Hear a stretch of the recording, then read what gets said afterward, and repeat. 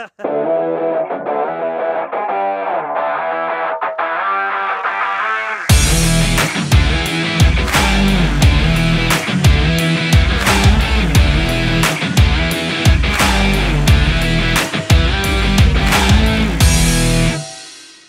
guys, welcome back. This week I've got a couple of Webley and Scots to take a look at. If you recall, I spent a fair bit of time on the Highland Outdoor stand at the British Shooting Show this year, and they've got a fair rake of guns that I've never reviewed on the show, so this is the first of what I assume is going to be quite a few. First of all, we've got a repeat. I've got this, the Webley and Scott Vantage. Now if you remember a little while ago, I had the pre-production model of this gun.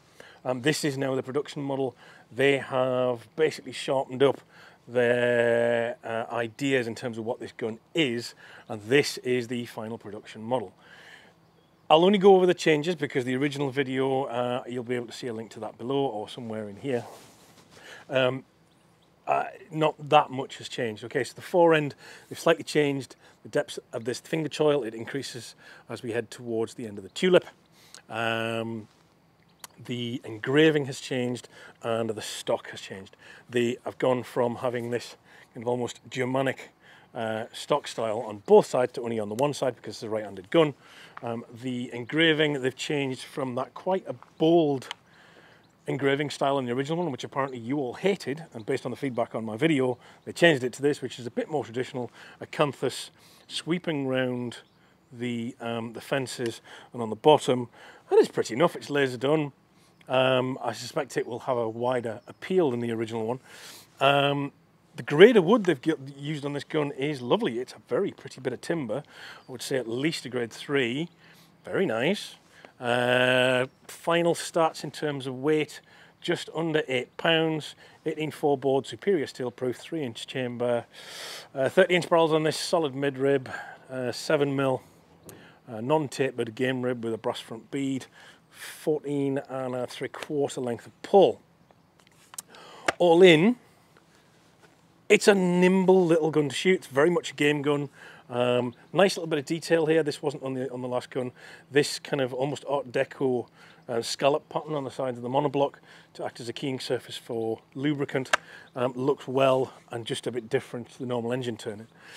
I haven't seen a price as yet. I can't find any for sale, so I don't know what they're going to wind up on the shelves at.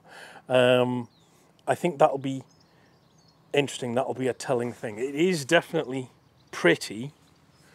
It's just whether or not it's keenly enough priced to get into your heart versus, for instance, other Yildits, ATA, etc. guns on the market with the same sort of purpose. Yeah. I haven't minded shooting it at all. It's quite nice, very nimble, nice little thing to shoot. Metal to metal fit's okay. Wood to metal fit generally is actually half decent, although there are some gaps. Nothing that would give me cause for concern.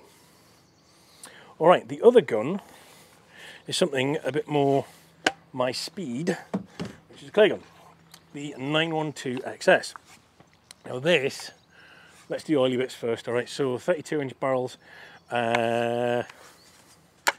What are we? 18.6 board, 3-inch chamber, superior steel proofed again, solid mid-rib, ventilated 11 to 8mm tapered top rib, red front bead, big beefy beaver tail fore end, laser cut checkering with this Webley and Scott device. The action, nice and simple, brushed steel, 912 XS logo, looks very clay gunny. Trigger non-adjustable. Mechanical unit, sorry, not mechanical, inertia unit. One big downside of this gun is the trigger pull on, well, this gun in particular is really stiff. It's not awful, it's just a lot stiffer than I'm used to. Yeah, the reach of the trigger is actually fine, to be honest. It doesn't bother me that it's not adjustable. Barrel selectors up top, half decent, nice sort of palm filling palm swell on this pistol grip, adjustable comb, and the length of pull just a shade under 15 inches on this, on 14 3/4. But it does come with the equipoise system. Now the equipoise system isn't medicine for horses. It is a balance system and set of shims for the comb. Basically, you get a bunch of weights with some big bolts to balance the gun up how you want it. As it stands out the box, very, very nose heavy. So you've got a series of weights, different weights, that you can put in the back end to tune the balance of the gun. Nice idea. Premium feature on a cheap gun, not a bad thing. As I said, you've got shims, which I don't understand why more comb systems don't come with shims.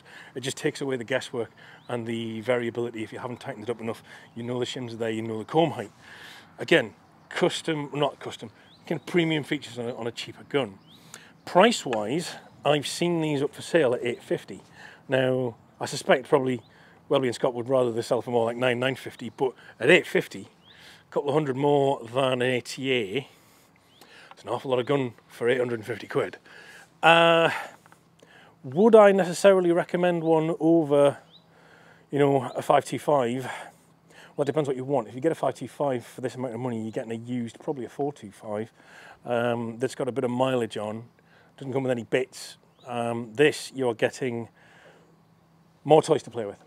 What you're not getting is the top level of finish. Okay, the metal to metal fit is okay, it's not fantastic.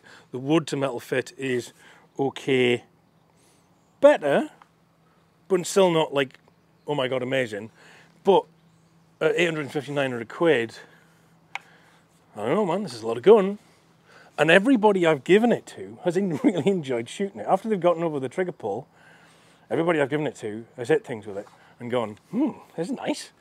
It handles quite well. It handles recoil really well. Yeah, it's all right. No case, it comes in a cardboard box, but it's cheap. I don't know, man. This is not the worst gun I've ever shot at all. The market, I think, will dictate whether or not it does well. Where I think we are at the minute with Turkish guns, I think this is really interesting.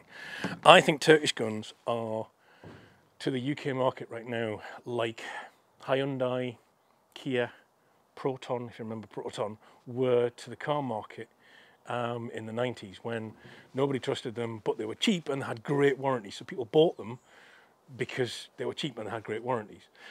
I think the Turks are starting to do the same thing with these guns. They're bringing in guns with good warranties, with loads of features that you don't get on a gun at this price point, and they can afford to knock them out at that price.